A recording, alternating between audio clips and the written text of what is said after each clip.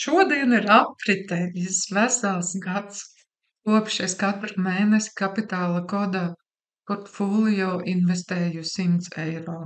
Tātad 12. mēnesis un apskats par to, kā man ir gājis šajā gadā.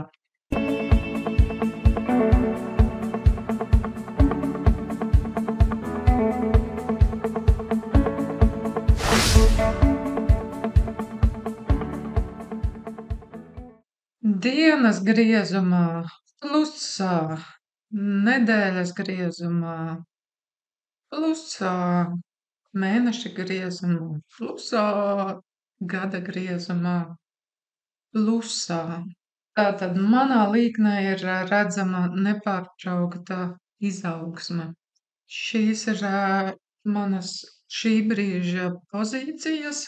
No Emerging Market fonda es uz mazu brītiņu atvadījos, bet kaut kādā brīdī es kāpšu tajā atkal iekšā, tāpēc šobrīd man ir palicis no fondiem All World un atsevišķas akcijas, kur dažas no tām es turu un dažas no tām es pārdodu tiklīdz kā tās sasniedz kādu noteiktu pretestības līmeni un attiecīgi iegūto naudu uzreiz reinvestēju.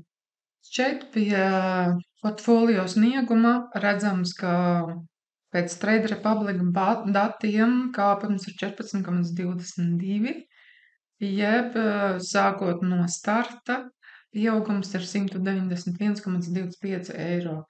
Bet šeit jāsaka, ka Trade Republic nevar iedot pilnu pārskatu, jo es akcijas dažos gadījumos pērku un pārdodu. Ja man būtu tikai akcijas, kuras es turētu, tad es varētu jau tuvāk pieturēties šai statistikai, bet tas tā nav. Tāpēc es visus pirkšanas un pārdošanas darījumus trekoju bezmaksas aplikācijā Portfolio Performance. Un, ja mēs ejam uz Portfolio Performance, tad ir redzams, ka kopējais sniegums kopā ar pārdotajiem treidiem, pārdotajām akcijām ir 26,75% no kapitāla koda atvēršanas brīža. Wow! Es esmu vienkārši pārsniegusi savus uzstādītos mērķus, jo mans sākotnējais mērķis bija sasniegt 15% gadā. Gads ir pagājis, es esmu sasniegusi vairāk. Ja mēs skatāmies uz gadu, tad pagājušo gadu tas bija oktobris, novembris, decembris, 3 mēneši. 3 mēnešu laikā tie bija 7,4%, un šogad es esmu jau pie 18%. Protams, ka šī summa var mainīties atkarībā no tā, ko dara tirgus. Tomēr šis te patstāvīgais kāpums ir nolasāms no šī portfolio. Delta, jeb kopējais ienesīgums šajā laikā ir 204,94, no kuriem puse gandrīz ir peļņa no pārdotajām akcijām. Ar šo es gribu arī teikt, ka priekš manis mūsdienu situācijā, kad aizvien vairāk cilvēki sadraudzējās ar akcijām un piedalās akciju tirgos, es personīgi uzskatu, ka tikai pirkt un turēt akcijas, tad mums ir šis te rezultāts 6–8% gadā. Bet es gribu vairāk, un tāpēc es analizēju diagrammas un es pērku un pārdodu akcijas. Protams, nākamais solis privātiem investoriem vēl dziļāk būtu tā saucamās opciju tirzniecība, kas jau paliek vēl interesantāka, bet lai par to sāktu domāt, vispirms ir jāapgūst pamata principi. Tā, un tagad šeit ir smuki redzams sadalījums, to kādas akcijas šobrīd atrodas manā portfolio. Šeit tas ir vēl labāk redzams, un ir redzams, ka tās ir tieši tās pašas akcijas, kas ir Trade Republic. Tātad pirmajā vietā man ir Realty Income, pēc tam seko Franklin Resources, pēc tam Lenovo Group, CVS Health, Fulltrack Alliance, LTC Properties, Volkswagen. Šo pirkumu es neesmu īpaši priecīga, bet, akcijas ir kā deju partneri, un iegādāties akcijas, tas ir kā uzsākt deju, un ar Volkswagenu man šī deja ir jānodejo līdz brīdim, kamēr es viņu varēšu pārdot plusā. Vanguarda fonds, Barrick Gold, Lincoln National, Wiki Properties, Diageo, Skywork Solutions, Haverty Furniture, Kraft Heinz, AT&T, Nvidia, CSX un Lifehire. Un maziņš kripcīts no KDDI, kuru es nepareizi pārdevu. Tas ir mans portfolio. Un tagad paskatāmies uz maniem instrumentiem, kuri šobrīd ir aktīvi, un arī uz tiem, kurus es laika gaitā esmu pārdevusi. Tātad Ahold Delhaize ir lielveikalu ķēde, kuru es iegādājos ar vairākiem pirkumiem šī gada sākumā. Ir labs dividendžu maksātājs, bet es gribu abus, gan dividendes, gan arī ienākumus no kursa kāpuma. Tāpēc es šeit pie apmēram 17% kāpuma Delhaize pārdevu. Vai es pie viņa atgriezīšos? Visdrīzāk, ka jā, tajā brīdī, kad kurs atkal nokritīs zemāk. Tālāk, Anta Sports. Tas bija tāds īsais sprints, kur burtiski 2 nedēļu laikā es paņēmu gan dividendes, gan kurs uzkāpa uz augšu. Tūlīt tās parādīšu. Tā, es šeit esmu pie Anta Sports. Aiziesim pie nedēļas sveces griezuma diagrammas. Tātad es iegādājos šeit un pārdevu šajā līmenī. Paņemot līdzi, tur bija 23%. Teorētiski varēja vēl mazlietiņās pagaidīt, bet priekš manas 20% priekš akcijām ir jau pietiekami liels kāpums. Vai es atgriezīšos pie Anta Sports? Es domāju, ka noteikti, tāpēc, ka tas ir labi novērtēts uzņēmums. Tā gan ir Ķīna, daudziem ir bailes no investēt Ķīnas uzņēmumos, bet ir laba cena, ir laba volatilitāte, un tāpēc es redzu labas iespējas turpmāk arī izmantot šīs kursa svārstības. Tā, Bank of America. Paskatāmies, kas notika ar Bank of America. Šeit var redzēt, sāku pakāpeniski pirkt gada sākumā un pārdevu pie robežas, kad kurs bija uzkāpis līdz $42. Vai šis uzņēmums ir interesants? Noteikti. Kamēr pastāv banku sistēmas, tas ir ļoti interesants instruments. Mans pieejams ir tāds, ka priekš kam man izsēdēt šādu te līkumiņu, ja es varu paņemt peļņu. Ja mēs skatāmies iepriekšējo kalniņu, tātad kulminācija bija 22. gada sākuma, un pēc tam no 22. gada līdz 24. gadam visu laiku bija kritums. Kāpēc man sēdēt šādā akcijā? Es labāk mazliet pielieku smadzeņu masu, lai izanalizētu čārtu un paskatīties, kā no kursu svārstībām paņemt maksimālo. Tālāk, Cisco Systems. Jā, šeit es veicu 2 pirkumus un pie pretestības līnijas pārdevu. Patiesībā es viņu pārdevu pie pretestības līnijas būtu principā turējis mazliet ilgāk, jo te bija viennozīmīgi, ka tas turpinās kāpt, bet es gribēju nopirkt Anta Sports, un tā kā es šajā portfolijā investēju tikai 100 eiro, tad es izdarīju lēmumu un nopirku to pie pretestības līnijas. Katra pēļņa, kura ir plusā, ir pēļņa, un mums par to jāpriecājās. Tomēr ir kāpumi, kur riktīgi sāp. Tu neesi palicis tajā treidā ilgāk. Un viens tāds man ir gadījies arī šajā gadā. Es varbūt uzreiz tad uz viņu arī aiziešu.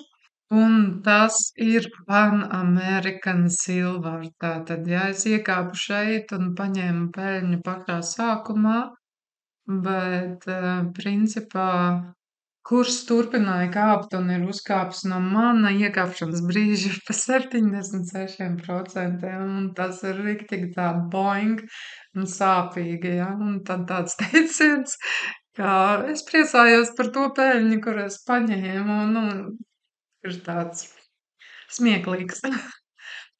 Šī būtu traktējama tāda pat kā iesācēju kļūda, jo iesācēji tendējās ņemt peļņu pa ātru, bet arī baidās pārdot akcijas tad, kad jau ir skaidri redzams, ka ir sākusies lejupslīde.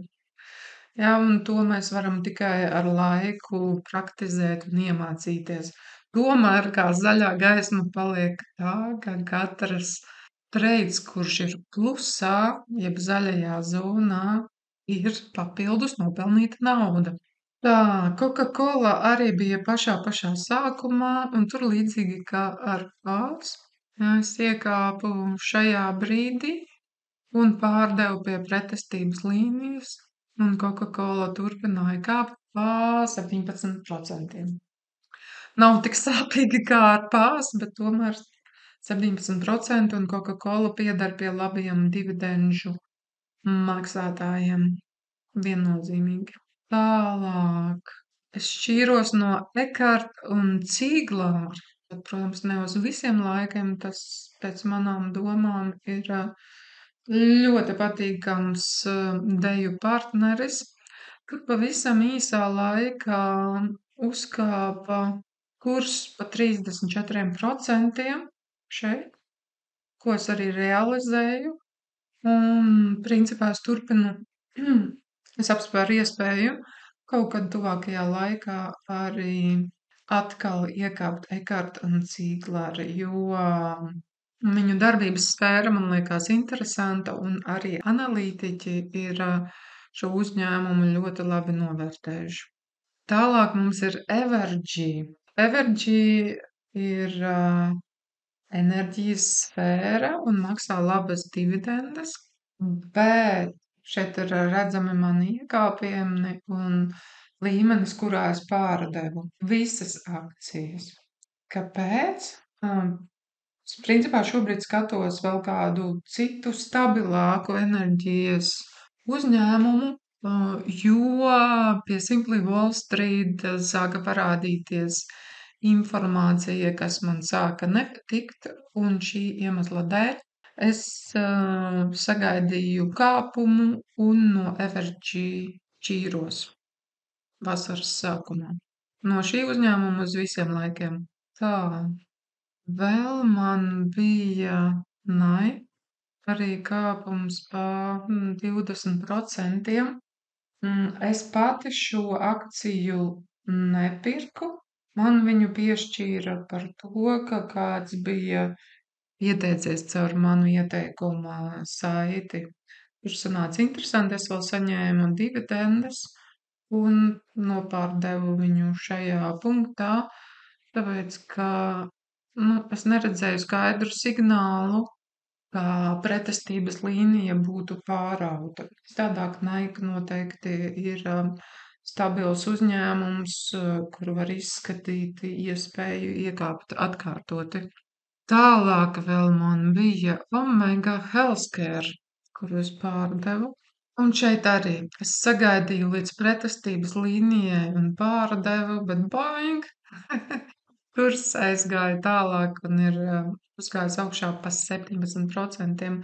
Principā mana doma arī bija pārdot viņu pie šīs te pretestības līnijas, kas būtu visu laiku augstākais punkts, vai arī skatīties, kas tieši notiekās pie šīs līnijas.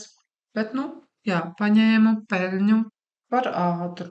Omega Healthcare Investors maksā labas dividendes, tāpēc jāpagaida pāris mēnešus, kad atkal būs iespēja šeit iespējams veikt izdevīgu pirkumu.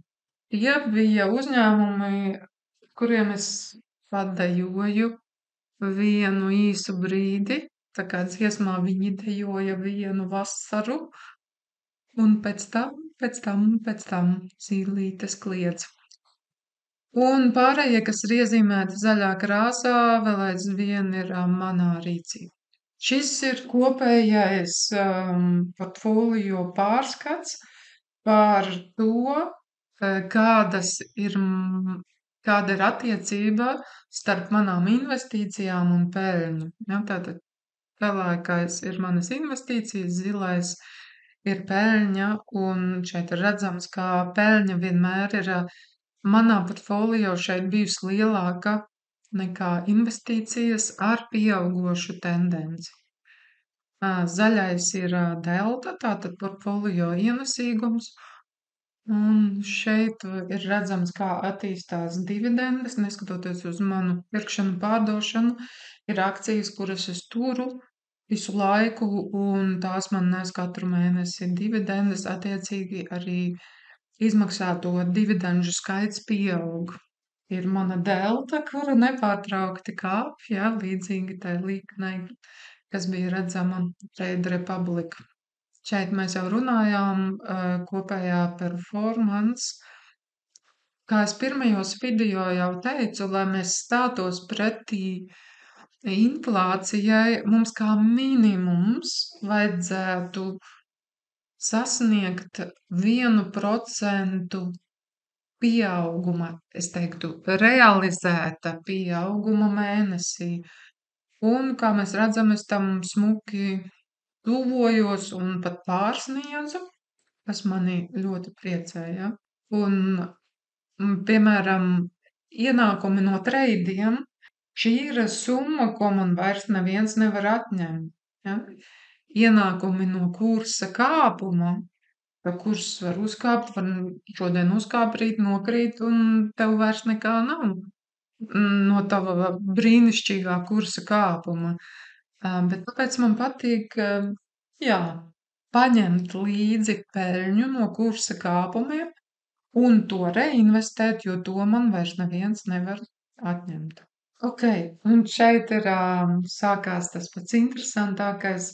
Šie ir tie riktīgie pasīvie ienākumi. Ja? Mēs bieži dzirdam, kāds saka, vai tu gribi tur pasīvos ienākumus, tur dari to, vai domā, vai meditē. Nē, ja mēs gribam pasīvus ienākumus, vienalga no akcijām vai no dividendēm vai no nekustamajiem īpašumiem, mums ir jāieguldās zināšanās, lai mēs iemācītos tās iemaņas, kā nauda pavairo naudu. Un šeit ir redzams, kā pa mēnešiem ir augušas dividendes, tikai dividendes. Šeit ir pa kvartāliem, un šeit ir gads. Tikai dividendes. 23. gadā pa 3 mēnešiem 2 eiro, un šogad 24,26, bet gads vēl nav beidzies. Vienkārši tāpat tās dividendes. Es šajā portfolio investēju mazas summas, bet iedomājies, ja šie 20% ienākumi būtu no 10 000 vai no 100 000. Tās jau būtu summas, no kuras mēs varam sākt dzīvot un kur nauda taisa naudu. Un mēs jau atkarībā no savām ikdienas vajadzībām tuvojamies finansiālās neatkarības stāvoklim. Tas nozīmē, ka man nav jāsaspringst par to, kur es ņemšu savu naudu, jo viņa vienkārši pavairojās. Smadzeņu masu un zināšanas un praksi, protams, tas ir nepieciešams. Tā, atgriežamies atpakaļ pie dividendēm mēneša ietvaros, un tagad es paņemšu noslēgtos treidus. Ja pie dividendēm tur bija 4-5 eiro mēnesī, tad ar noslēgtiem treidiem, ar akciju pārdošanu, ar kursu realizāciju, es jau esmu pie pavisam citām summām, ja, pie 34 eiro mēnesī, vai tagad oktobrī no pārdošanas es esmu pie 27. Tad es varu salikt tagad noslēgtos treidus kopā ar dividendēm, un tie ir mani pasīvie ienākumi. Un mēs redzam, ka reinvestējot peļņu, ienākumi palielinās. Protams, es turpinu iemaksāt šos 100 eiro mēnesī. Kvartālu pārskats, jā, tad man arī sanāk dublikācija 4, 21 un 72. 4. kvartāls tikko ir iesācies. Šeit man ir 26, 59. Ja, un kopumā uz gadu atkal 23. gadā kopēji ienākumi 13, 19. 24. gads vēl nav beidzies 124,61. Mani visvairāk motivē mēneša griezums, kur ļoti labi var redzēt šo te pieaugumu. Un tagad sākās tas interesantākais, ka katrs mēnesis un katrs ceturksnis ir augstāks nekā iepriekšējais. Protams, atkarībā no tā, ko dara tirgus. Un šī nav nejaušība.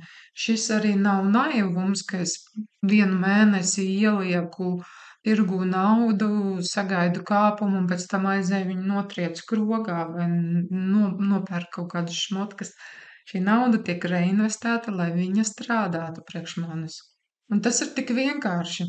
Un agrāk, kad cilvēkiem vēl smadzenes strādāja labāk, varētu pateikt, ok, paldies, es sapratu, es to darīšu. Bet šodien ir mazliet grūtāk to īstenot, tāpēc, ja tev ir vēlēšanās nonākt dombiedru lokā, kas runā par finansēm, izmēģina dažādas stratēģijas, apmainās pieredzē, raksti man uz kapitāla kods @gmail.com, un tu saņemsi informāciju par to, kā pievienoties dombiedru grupai, kur mēs varam apmainīties pieredzē, dalīties ar stratēģijām, kā arī es tevi aicinu uzspēlēt tur investīciju spēli ar demo kontu, lai iesākuma posmā neriskētu ar reālu naudu.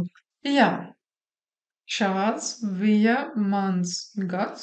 Ar rezultātiem es esmu ļoti apmierināta, un es paturpināšu vēl kādu laiciņu, vienkārši, lai cilvēkiem parādītu next level, nākamo līmeni, par to, ka ir vērts iedziļināties finanšu lietās. Un, ja kāds visu mūžu ir dzīvojis no rokas mutē, kā latvieši saka, tad viena no lielākajām problēmām ir tā, ka cilvēki nesaņem zināšanas par finansēm. Acīm redzot apzināti, jo tad viņi vienkārši ir spiesti strādāt līdz izdegšanai. Vienalga vai kā privātā persona, vai kā uzņēmuma īpašnieks, vai kā darbinieks, visa sistēma ir radīta tā, lai tu strādātu līdz izdegt. Un ko mums dod iespēja, kad mēs iemācāmies pārvaldīt savus līdzekļus? Es neticu, ka kāds šeit ir nācis uz šīs zemes, lai gurķotos, bet tas mums dod iespēju, ja mēs neesam atkarīgi no savām finansēm, tad tas mums atver vārtus darīt to, ko mēs patiešām gribam, dzīvot savu aicinājumu. Es esmu pilnīgi pārliecināta, ka tāds katram ir. Un tāpēc, jā, ja tu gribi nākamo gadu uztaisīt kvalitatīvu lēcienu savās finansēs, raksti man, un es tev nosūtīšu informāciju. Es esmu priecīga par saviem rezultātiem. Es turpinu. Es ceru, ka arī tavs portfolio ir plusā, un es patiešām novēlu tev, lai tev atverās visi ceļi uz zināšanām, kas tev nodrošina tādu praksi, ka tu tiec līdz šim līmenim, ka nauda vairs nenosaka tavas izvēles, un ka tu vari darīt to, ko sirds tiešām vēlas, un to, kāds ir tavs aicinājums.